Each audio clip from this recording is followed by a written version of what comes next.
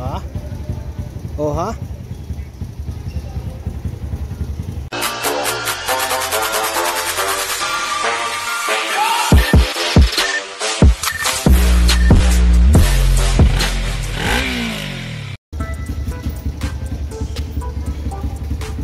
R1 owners kami, of course. Of course.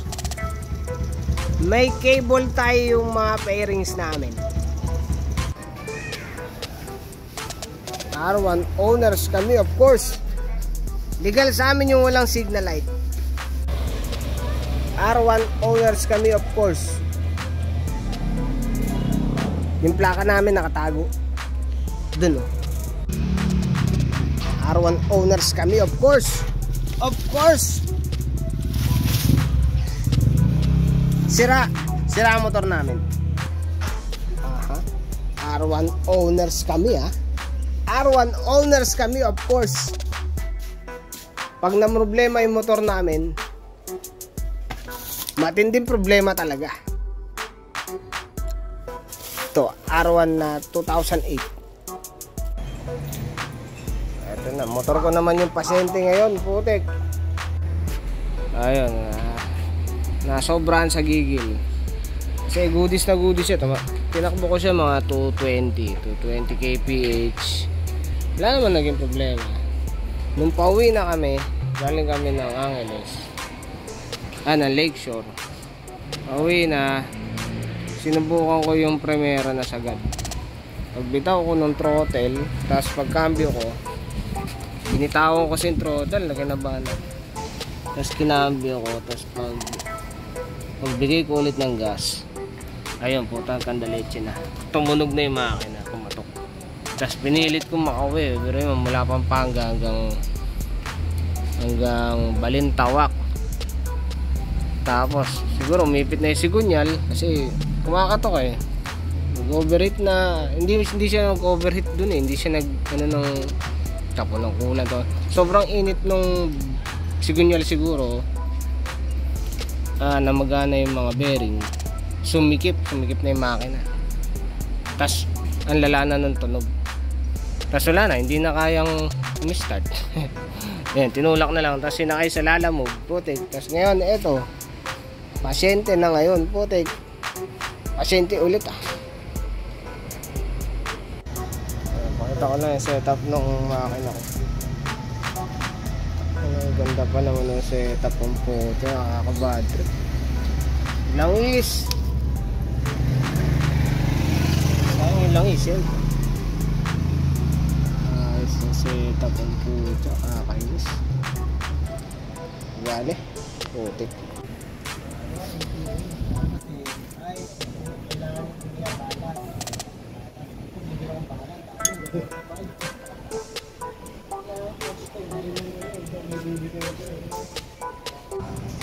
Ayan, buo na ulit. Pinamachine ko na lang yung sigunyal. Bali nag plus 75 ako dun sa isa. Tapos ako na nag-set nung, pinapolish ko na lang. Ako na nag-set nung tatlo. Medyo okay naman siya. Hindi ko naman masabing perfect. Okay naman siya.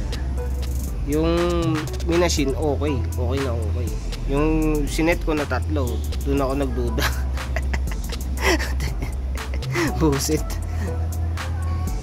Ayan, nakapag-set na ng timing, palit na naman ng kung ano dyan, mga gasket, o-ring, sealant. Ragis talaga. Di bale, wala, ganun talaga eh. Gastos talaga eh. Bale, ano na lang yan, mag-iipon ako na lang kasi may mga problema na rin yung nakuha kong block eh. Kasi yung nakuha ko yan, merong mga krug-krug yung may mga bukbuk na yung liner. Kaysa i-rebore mo, tapos papalit ka na naman ng piston. Tsaka wala ka rin makuha yan, 5 valves yan eh. Papamachine mo rin. Bumili na lang ako liner.